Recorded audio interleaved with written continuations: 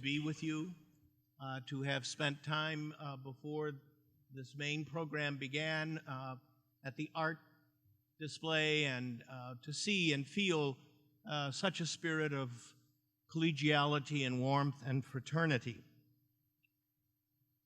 Traditionally, Vatican Church documents take their titles from the first words of their Latin text. Nostra Aetate, in our time, refers not only to the year of 1965 when it was officially issued, but paradoxically, it also refers to our own time, now 50 years later in 2015. We celebrate with gratitude the Second Vatican Council document that synthesized a movement of rapprochement between Catholics worldwide and people of other religious traditions, most especially our Jewish brothers and sisters. Only 2 decades before its issuance, the world had discovered the depth of depravity that had resulted in the slaughter of millions of Jews at the hands of many Christians, and sad to admit, many of them who call themselves Catholics.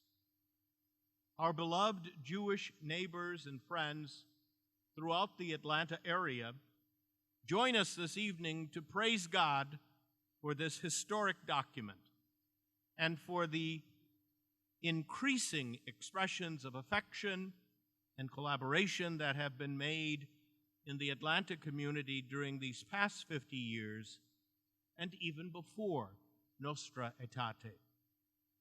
This evening, together, we bask in the joy of our friendship that was authenticated by that particular document, but has also been reconfirmed through countless acts of kindness and reciprocal affection during this past half-century. We have shared some of the music, art, and drama that mark both a common history and a sincere desire for even greater collaboration.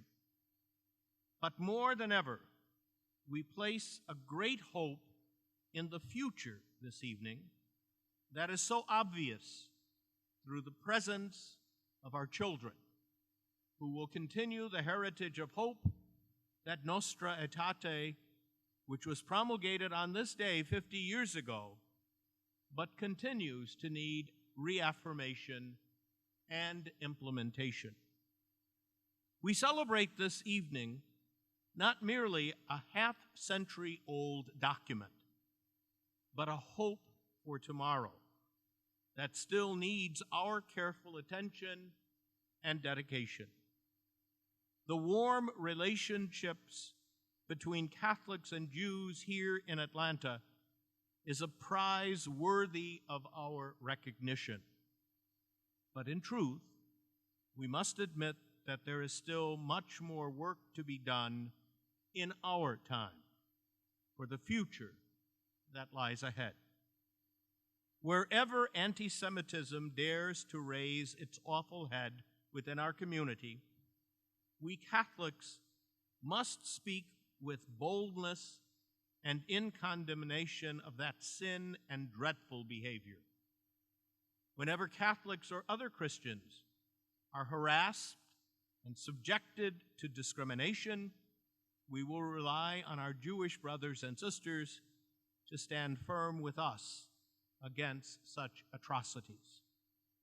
We do so out of respect for one another, but also because we remember that silence in such situations from the past has resulted in brutal acts of hatred in the yesterdays of humanity that must not be repeated in the future.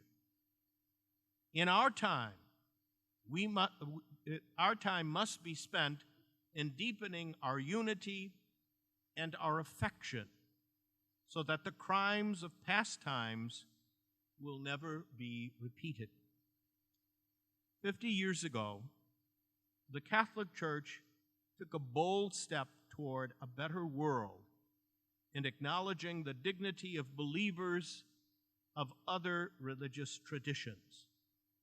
This evening, we recall that important step, and we pledge ourselves to walk together, not only in our time, but in the tomorrows that lie before us.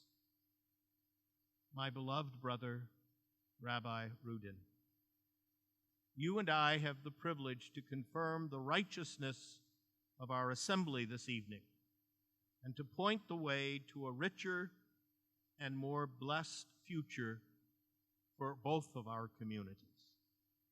We do so in the midst of our people who have worked so wonderfully in union to prepare this evening's events. We do so as a source of encouragement to all of our young people who remain the greatest hope for our common future.